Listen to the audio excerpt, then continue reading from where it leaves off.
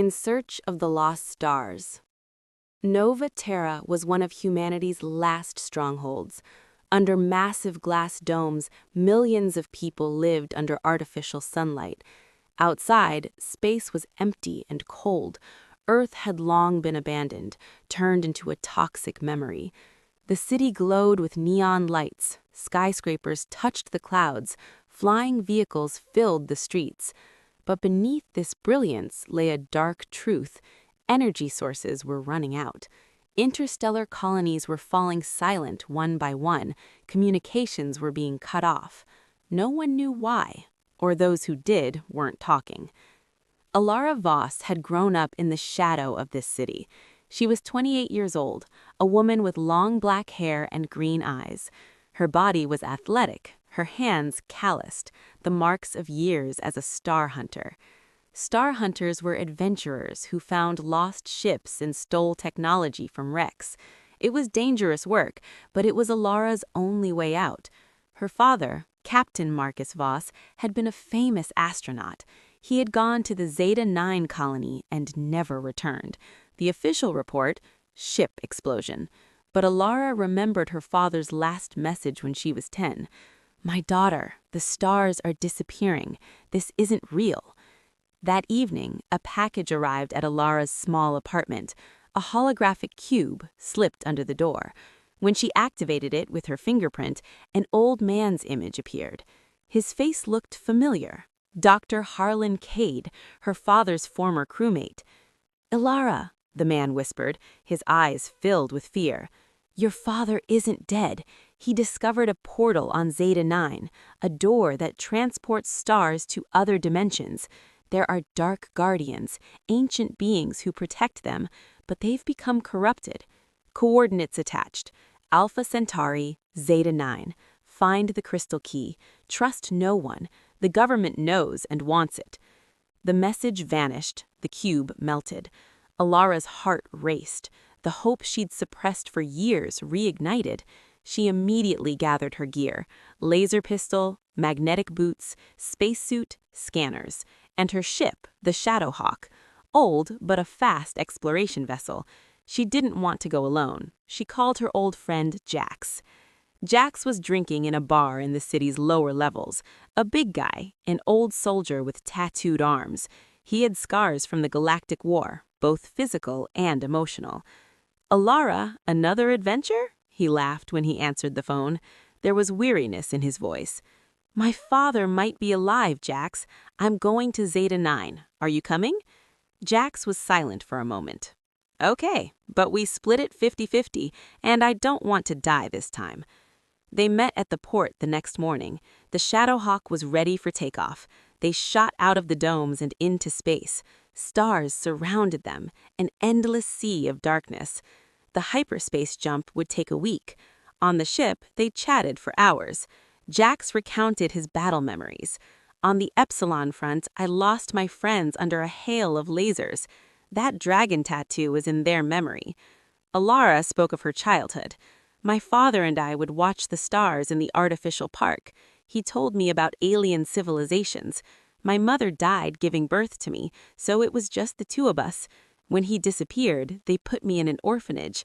I ran away, stole on the streets. I was alone until I met you." Jax smiled. "You saved me on that mining mission. I won't forget." They dreamed in hyperspace. Elara saw her father. "Come, daughter, find the portal." She woke up drenched in sweat. "It's as if this planet is calling us," she said. When they reached Alpha Centauri, Zeta 9 appeared as a blue-green sphere, but the scan was abnormal, weak signs of life, strong energy fluctuations. "Let's land," said Elara. The atmospheric entry was violent. The ship caught fire, shook. When they landed on the surface, they encountered a forest.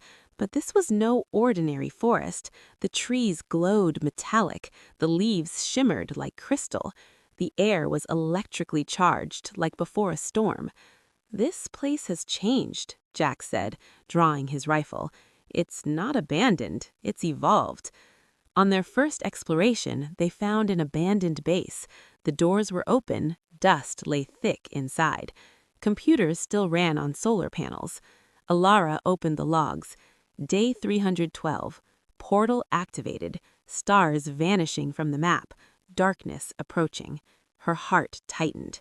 Suddenly, metallic sounds echoed. Drones emerged from the corner. Four-legged, red-eyed robots. "Defense system!" Elara shouted. The battle began. Jax fired his plasma rifle, bullets hitting the shields. Elara aimed her laser, taking one down. The drones were fast, firing lasers. Jax dodged. Elara threw a grenade. Explosions shook the base. When the last drone was destroyed, they were gasping for breath. "They're protecting this colony, but why are they attacking us?" They entered the laboratory. Hologram projectors displayed star maps, but some stars were missing. They found a recording of Harlan. "The portal is an interdimensional gateway. It transports stars for energy. Your father went inside and encountered the Dark Guardians. The crystal stone is the key. Find it, or everything will be swallowed." Jax shook his head. "This is like science fiction. Should we turn back?" "No, I'm going to find my father." They camped for the night. The forest was alive, glowing insects, swaying trees. While Elara kept watch, she had a dream. Her father was chained, saying, "Crystal, my daughter." In the morning, they continued on their way. They saw strange creatures in the forest. Giant plants attacked with tentacles. One grabbed Jax, and Elara cut it down with her laser. "Thanks," said Jax, bandaging his bloody arm. They found her father's ship by the riverbank, the Stellar Wind. The wreckage was still intact. They went inside. In the cockpit, a logbook. "We opened the portal. Infinite energy, but monsters exist. My crew is lost. Elara, if you come, forgive me. The crystal stone is beneath the ship." They opened the secret compartment. The blue crystal was pulsing, full of energy. "It's the one!" Elara shouted. But the drone army arrived, descending from the sky. Epic battle, lasers, explosions, the forest burning. Jax was shot in the shoulder. Elara cleared the path with grenades. They fled to the Shadowhawk. The ship was damaged. While Elara repaired it, a portal opened in the sky, a giant vortex. Dark shadows emerged, sucking in the stars. "Run!" Jax yelled. They made the hyperjump at the last second. When they returned to Nova Terra, they left Jax at the hospital. Elara examined the crystal. New coordinates, Cryo 4, Epsilon Iridanity. But the news was bad. Harlan had died from poisoning. Elara secretly entered his house and found clues, government agents. She called Aunt Mira, her father's old lover. "The portal secret is dangerous for the state. Your father was planning resistance." Mira joined the team. They upgraded Shadowhawk 2, weapons, shields. They set off. In space, the pirate Vex attacked. "Give us the crystal." Boarding battle, close combat, hacks. They escaped. Cryo 4 was frozen, storms, cold. They found a temple, ancient. Puzzles, traps. They passed through the crystal. Hologram alien. "We are the Guardians. The portal war corrupted it. Your father is imprisoned." The portal opened. Inside, colors, inverted gravity, visions of fear. They found the father, weakened. "My daughter." The dark entity attacked, a giant shadow. Battle, crystal power, teamwork. Victory. The portal closed. On the way back, agents ambushed them. Escape. The resistance began. Elara, starting a new life with her father, but the darkness was still there. Shadowhawk 2 left the port of Nova Terra, leaving a dust cloud behind. Elara sat in the cockpit, thinking of her father's weak but alive face. Captain Marcus Voss had survived, but at a heavy cost. The portal was closed, the dark entity destroyed, or so they believed, but the crystal still pulsed, as if warning them. Jax bandaged the wound on his shoulder, while Aunt Mira entered new coordinates into the navigation console. The team was large now, 4 people, 4 different pasts, one purpose. His father lay in the rear cabin. He was weak, years of imprisonment had worn him down, but there was still that old fire in his eyes. "My daughter," he had said on the way back, "the portal didn't close, only one door closed. There's more. The Dark Guardian's headquarters is on Nexus World. That's the heart of the universe." Elara nodded. "Then we're going there." But the return wasn't easy. Government agents were waiting at the Nova Terra port, men in black, their faces masked. "Hand over the crystal," they warned through a megaphone. Elara stepped on the gas, activating the Shadowhawk 2's weapon systems thanks to Mira's upgrades.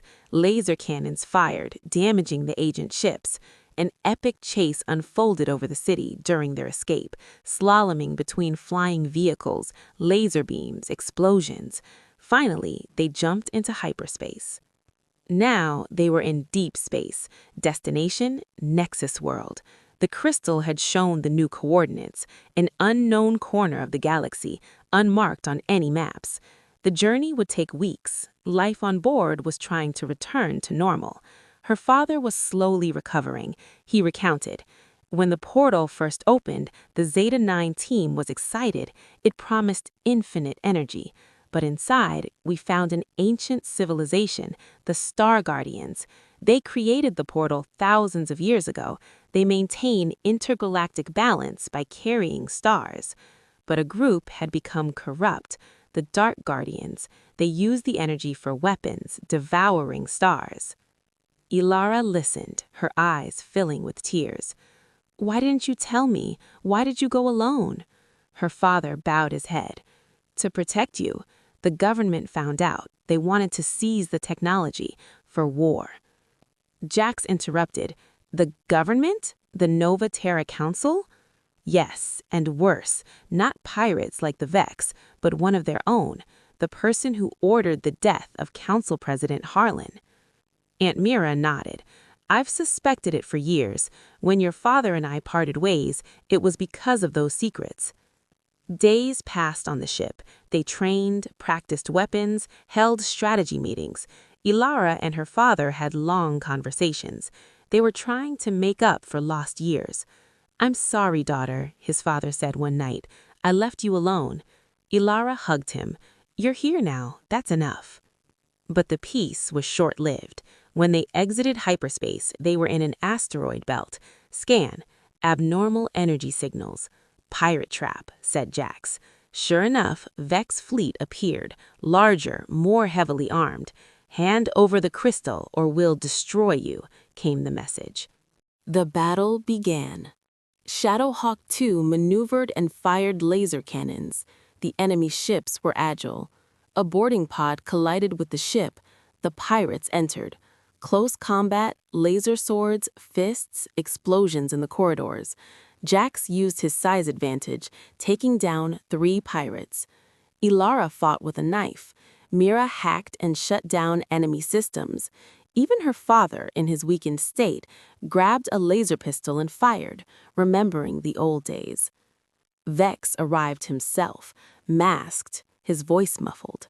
"The crystal will be mine," he shouted. He dueled with Elara.